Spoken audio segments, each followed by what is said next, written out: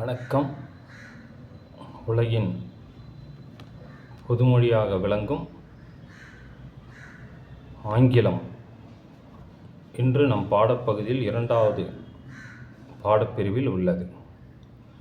ஆங்கிலத்தில் 10ஆம் வகுப்பு பொதுத் தேர்வில் அதிக மதிப்பெண் பெற வேண்டுமானால் 1 மதிப்பெண் வினாக்களாகிய சினானிம்ஸ் 3 மதிப்பெண்கள் கொடுக்கப்படுகிறது. ஆண்டனிம்ஸ் விதிச்சொல் 3 மதிப்பெண்கள் கொடுக்கப்படுகின்றன.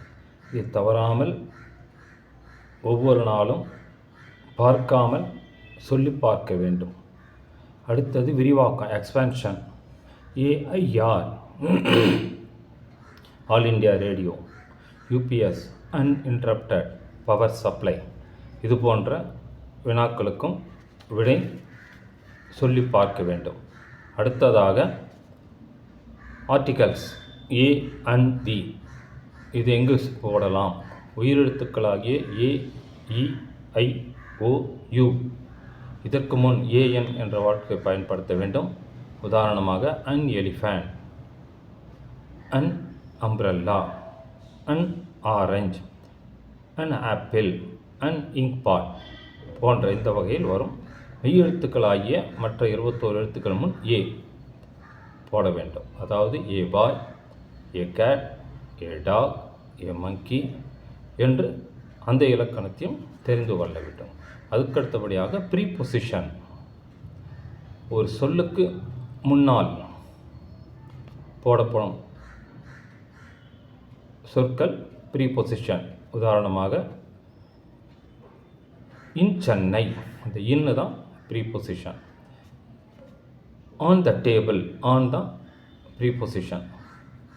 இதே மாதிரி பார்த்தா with, without, by, all, at, under, below, above, இது போன்ற எழுத்துக்கள்லாம் ப்ரீபொசிஷன். அதையும் நாம் தெரிந்து கொள்ளணும். அதுக்கப்புறம் முன் ஒட்டு பின் ஒட்டு, அதாவது ப்ரிஃபிக்ஸ் சஃபிக்ஸ். இதை எப்படி செய்ய வேண்டுமானால் போர்ட் அப்படிங்கிற ஒரு வேர்ச்சொல் ரூட் வேர்டு கொடுத்துருவாங்க.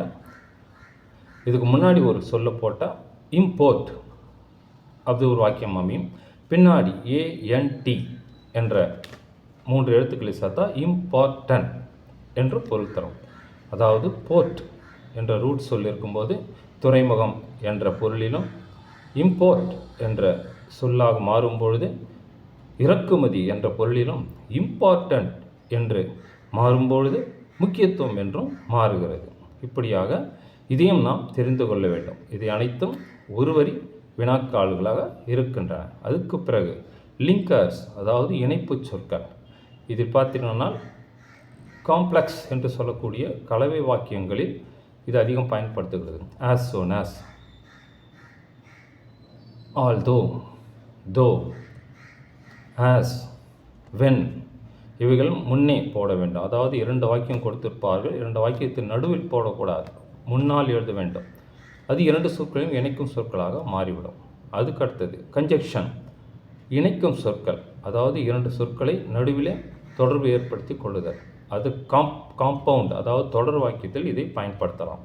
உதாரணமாக and, but, and so, yet, since, இந்த வாக்கியங்களை பயன்படுத்தி எழுதலாம். உதாரணத்துக்கு I am very intelligent but I cannot success in life.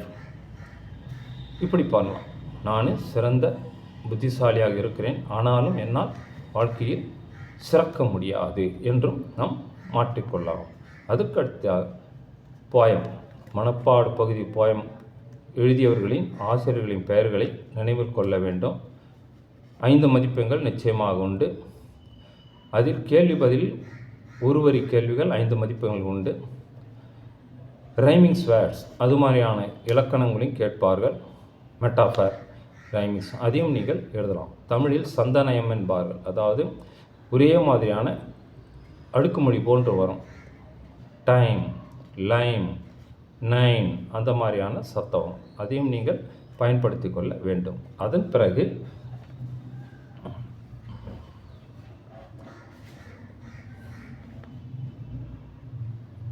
வினா எண் 44. அதில் பார்த்தீர்களானால் ஸ்பாட் த எரர், பிழைகளை கண்டுபிடித்து மாற்றி எழுத வேண்டும். இல்லை தேவையற்ற சொற்களை எடுக்க வேண்டும். உதாரணத்துக்கு இப்போ கன்ஜெக்ஷன், அதாவது 2 வாக்கியங்களை இணைக்கும் நிலையில் இடையில் போடுவது. பட் என்பது பதிலாக அண்டு போட்டிருப்பார்கள், அதை எடுத்துவிட்டு நாம் பட் போட வேண்டும். அப்படி இல்லை என்றால் லிங்க் வேர்டு ஐஎஸ் ஆஸ் போட்டிருப்பார்கள் முன்னால், அதை எடுத்து பட் என்று போட வேண்டும். இதையும் பார்த்து கொள்ளுங்கள். அதன் பிறகு ஒரு பத்தியை கொடுத்து விட்டு அதை படித்து விட்டு அதுக்கு தகுந்த கேள்வி கேட்பார்கள். அதற்கும் நீங்கள் விடை எழுத தெரிந்து கொண்டிருக்க வேண்டும். அதில் 1 மதிப்பெண்கள் 5 மதிப்பெண்களுக்கும் கிடைக்கும்.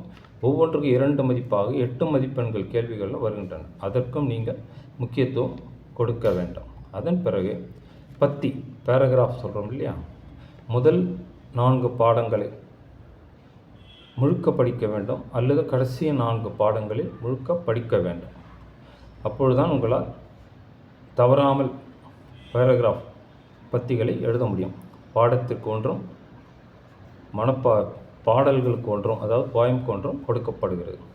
இத்தனையும் நீங்கள் தவறாமல் ஒவ்வொரு நாளும் சொல்லி பார்த்தீர்களானால் நல்ல மதிப்பெண்கள் பெறுவதற்கான வாய்ப்பை பெற முடியும்.